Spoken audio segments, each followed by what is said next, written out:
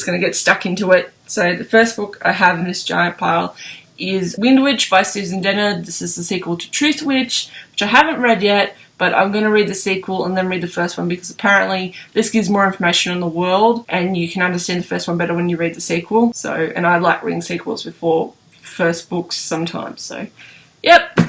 Second one is Memoirs of a Geisha by Arthur Golden, and this is in the Vintage Classics edition. This was like $8 and I was just like, yep, I want to read it because it sounds interesting. The next one I've got is the 10th anniversary edition of Vampire Academy by Rochelle Mead. This book has a lot of personal connections to me as I read the series while I was in hospital after recovering from a few surgeries to help straighten out my legs. So it'll be interesting to reread this, and I love this cover. I love the original covers.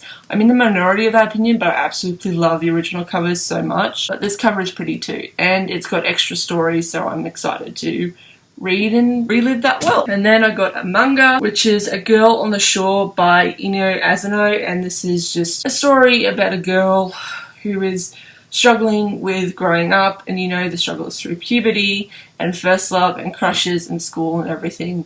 And I think it does talk about rather the dark sides of growing up, but this will be interesting to read.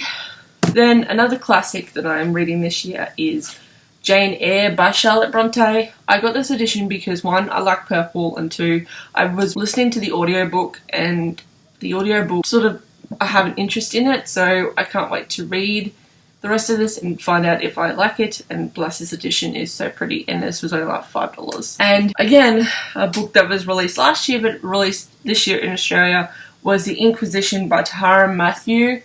I read The Summoner and I enjoyed it so much, and so I can't wait to dive back into this world. I read these books when I just want something that's simple, that just takes me back to those like fantasy, like orcs and everything, because it's so good and I can't wait to see how the series continues. And then these are the books that I got for Christmas from my mother. My mother kindly bought me the Harry Potter, all the last 4 books in the Harry Potter series. So got Harry Potter and the Goblet of Fire, Harry Potter and the Order of the Phoenix, Harry Potter and the Half-Blood Prince, and Harry Potter and the Deathly Hallows, all in the adult editions because I love the artwork on these editions. Like it speaks to me, and I absolutely love the spines.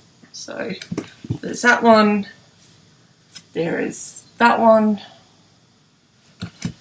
There is this one. And there is this one. I think this one is quite cool. So I am got a mission to read these throughout the year. Not because I want to savor the experience, but because these are such chunky books that I don't think marathoning them is the best choice. I think just taking it one step at a time. So I read The Prisoner of Azkaban, so I will start with The Goblet of Fire and move my way up. So yeah, these books as well. And that is my first year haul.